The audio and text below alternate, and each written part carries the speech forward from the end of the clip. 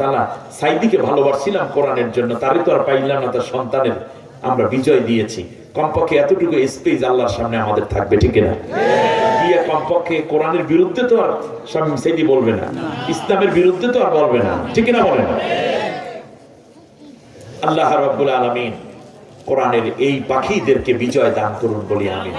আল্লাহ কিন্তু অন্য আয়াতে আবার বলছেন, অনুরিদু আন্নামুন্না আলাল্লাযীনা ইসতুদঈফু ফিল আরদি ওয়া নাজআলাহুম আইম্মাতান ওয়া নাজআলাহুমুল ওয়ারিসিন ওয়া নুমাক্কিনা লাহুম ফিল আরদ। জমিনের বুকে যারা সবচেয়ে বেশি মাজলুম হয়েছে, আমি আল্লাহ সিদ্ধান্ত নিয়েছি তাদেরকে আমি বেশি রহমত দেব। আমি আল্লাহ নিজে করে দেব তাদেরকে নেতা। সুবহানাল্লাহ। জালেমের পরে শূন্য চেয়ার গুলোতে ওই মাজলুমদেরকে আমি আল্লাহ বসাইয়া দেব। জমিনের বুকে আমি আল্লাহ নিজে ওদেরকে শক্তিশালী করে দেব। সুবহানাল্লাহ বলেন। এখন কি মাজলুমরা একটু শক্তিশালী হয়েছে না? আগে নিজের বাবার ভিটিতেও আসতে পারে নাই, আর এখন দেখবেন এসপি ফোন দেয়, স্যার কবে আসবেন, আমি আপনার সাথে দেখা করতে চাই।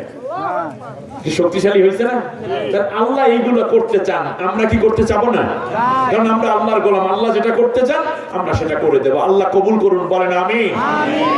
এবারে আসেন, 6টা কোশ্চেন করেন নিজেকে। 1 নম্বর, আমার দিকে তাকান।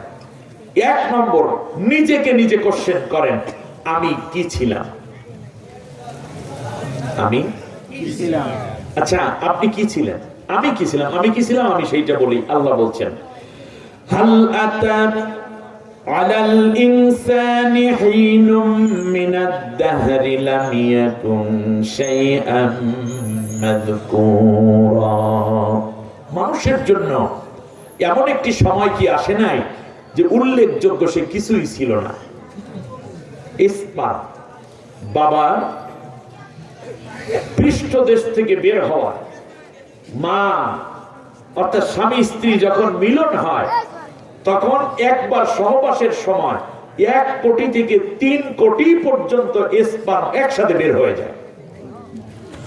এই মধ্য থেকে একটা মাত্র স্পার্ম মায়ের ভিতরে আছে ওভাম, রেহেমের মধ্যে, সেই ওভামের ভিতর প্রবেশ করে, আর বাকিগুলো সব মরে যায়। যদি 2টা প্রবেশ করে ওভারির ভিতরে, ডিম্বাণুর ভিতরে, তো 2টা সন্তান হয়, যমজ সন্তান। 3টা প্রবেশ করলে 3টা সন্তান হয়। এখন আমি আপনাদেরকে বলি, খেয়াল করুন, বাকি সব মরে গেল, আমার ভাই বোন যা ছিল সব মারা গেছে, ঠিক না? 99,99,999 শেষ, বাচ্চি কে? একা। এটা কি আমার মা বাবা সিদ্ধান্ত নিয়েছেন না আল্লাহর ডিসিশনে? এমন একটা ব্যাপার যে এই জিনিসটা স্পার্ম এবং ওভাম, শুক্রকীট এবং ডিম্বাণু, এ খালি চোখে তো দেখা যাবেই না, মাইক্রোস্কোপ, তাও খুব বেশি পাওয়ারফুল মাইক্রোস্কোপ দিয়ে দেখতে হয়। আমরা কি আসলে উল্লেখযোগ্য কিছু ছিলাম? ছিলাম না।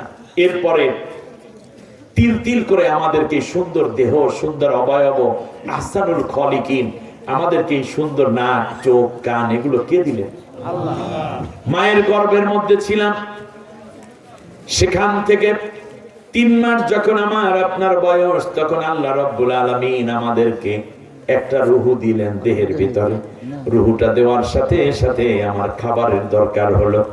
আল্লাহ রাব্বুল আলামিন বললেন, বান্দা তোমার খাবার দরকার, এটা তোমার মাও চিন্তা করতে পারে নাই, বাবাও চিন্তা করে নাই, দুনিয়ার তোমার রাষ্ট্রের কোন সরকার চিন্তা করে নাই, ইউনিসেফ চিন্তা করে নাই, United nation international children emergency fund যেটা রয়েছে জাতিসংঘের, এরাও চিন্তা করে নাই।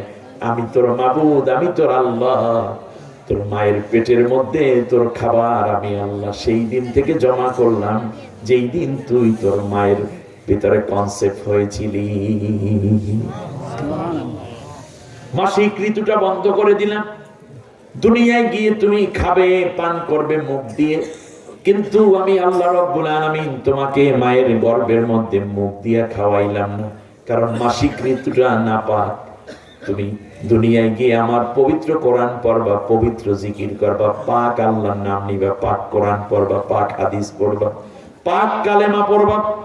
এখন যদি মুখটা আমি নাপাক করে দেই, তাহলে নাপাক মুখ দিয়ে পবিত্র নাম নেওয়া মানাবে না। এই জন্য আমি আল্লাহ নাভির সাথে তোমার মায়ের হাইজের রক্ত, মাসিক রক্তের একটা লাইন সুন্দর করে পাইপ টেনে দিলাম, যাতে তোমার পবিত্র মুখটা পবিত্রই থাকে।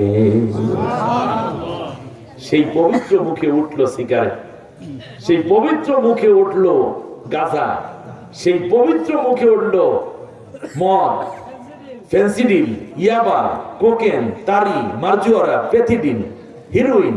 আহা, কি আইলো দেশ! অতএব এই পবিত্র মুখ দিয়ে পবিত্র সত্তাকেই ডাকতে হবে, ঠিক না বলেন? যারা বিড়ি, সিগারেট কিংবা মাদক মুখে নিয়েছেন, আজকে তওবা করা যায় জীবনে এই মুখে কোনোদিন, যেই মুখে আল্লাহ সেই মুখে মাদককে না, ঠিক না বলেন? আল্লাহ তুমি আমাদেরকে হেফাজত করো। এবার খেয়াল করুন, দুনিয়ায় চলে আসলাম। দুনিয়া আসার আগে আল্লাহ রাব্বুল আলামিন